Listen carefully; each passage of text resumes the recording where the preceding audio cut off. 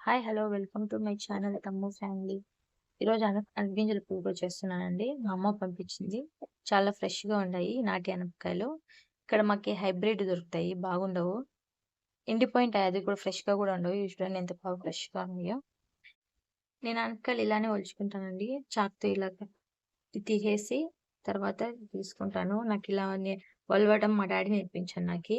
నాకి చాలా నెయిల్స్ ఉండవా, దానికి తోడు నెయిల్స్‌తో ఇట్లా తుంచడం వల్ల నెయిల్‌లేకంతా అది పోయి ఇరిటేటింగ్‌గా, ఇచ్చింగ్‌గా ఉంటది. నాకు నచ్చదనమాట.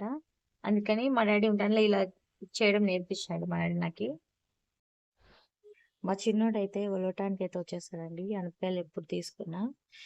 వాడికి ఇలా అయింది చేసామనుకోని మొత్తం ఒలిచిస్తాడు. నాకు హెల్ప్ చేస్తాడు. వాడు మొబైల్ చూస్తాను గూడా ఇలా ఇలా ఒలవటానికి వచ్చేస్తాడు.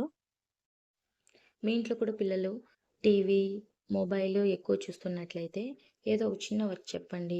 వాళ్ళ కాన్సంట్రేషన్ పెరుగుతుంది. ప్లస్ స్క్రీన్ టైమ్ కూడా తగ్గించినట్లు అవుతుంది. ఇలా ట్రై చేసి చూడండి. మా పిల్లోనికి కూడా నేను అలానే చేస్తున్నాను. ఇక మనం అనపగింజల పులిహోర ఎలా చేసుకోవాలో చూసేస్తామండి. ఫస్ట్ ఆనియన్స్, టమోటా, మిర్చి, తెల్లగడ్డ, కొత్తిమీర, కరివేపాకు ఇవన్నీ తీసుకోవాలండి. చింతపండు ఇవే కావాల్సింది మెయిన్‌గా మనకి. తర్వాత అనపగింజలు. ఇంగా తిరువాతలో జీలకర్ర, సాసవులు అంతే అండి. ఇవన్నీ బాగా ఆహ్, నీట్‌గా కట్ చేసుకొని వాష్ చేసుకొని కట్ చేసి పెట్టుకోవాలి. ఇలాగ చూపించినట్లు చిన్న చిన్న పీసెస్ లాగా. మిర్చి ఏం కట్ చేసుకోనవసరం లేదు. అలానే వేసేస్తే సరిపోతుంది. ఎందుకంటే పిల్లలు తినరు కాబట్టి. ఇవైతే ఎండు ముక్కలండి. ఫస్ట్ మా పాపకి ఇది ఒక పీస్ ఉంటే కొంచెం తింటది. లేకుంటే ఫుడ్ సరిగ్గా తినడం లేదు. అందుకని ఫస్ట్ అయితే వాళ్ళ కోసము మా పాప కోసం ఎండు ముక్కలు ఏం చేస్తున్నాను. ఇవి వేగిన తర్వాత అలానే ఆయిల్‌లోనే కర్రీ చేసేస్తాను. మళ్ళీ ఆయిల్ వేస్ట్ అవ్వకుండా జీలకర్ర, ఆనియన్స్, తెల్లగడ్డ, కరివేపాకు, మిర్చి ఇవన్నీ వేసుకొని కొద్దిసేపు అయితే ఫ్రై చేసుకున్నా ఒక 2 మినిట్స్.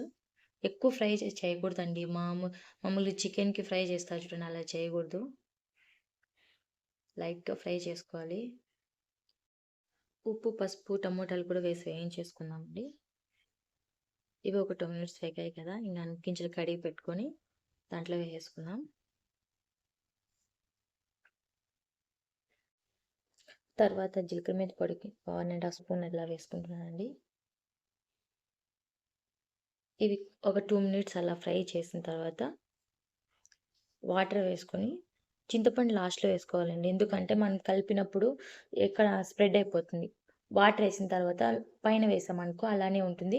చింతపండు పులుపు రుద్దుకునేటప్పుడు తీసేసి తర్వాత మనకు కావాల్సినంత పులుపు అడ్జస్ట్ చేసుకోవచ్చు.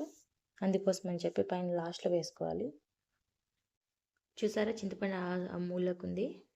మొత్తం అలానే తీసేసి మనం పులుపు, కారము తర్వాత అడ్జస్ట్ చేసుకోవచ్చనమాట. దీన్నైతే రుద్దేసుకుందాం ఫస్టు. దీంట్లో వాటర్ తక్కువున్నాయి కాబట్టి నేను అలానే రుద్దుకుంటున్నాను.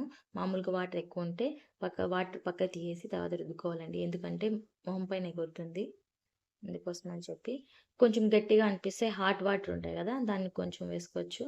నేను గట్టిగా ఉంది కాబట్టి ఆ వాటర్ కొంచెం యాడ్ చేసుకుంటున్నా హాట్ వాటర్.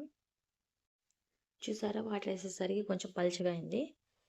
రైస్‌లో కలుపుకోవడానికి కొంచెం బావుంటది. ఇప్పుడు ఇది కొంచెం కారం తక్కువుంది. అందుకే మా పిల్లలకి కొంచెం పక్కన తీసి పెట్టేస్తున్నా. మళ్ళీ మాకు కావాల్సిన మిర్చి వేసుకుంటాను. పులుపు, కారం కొంచెం వేసుకుంటాను. కూర అయితే రెడీ అయిపోయిందండి.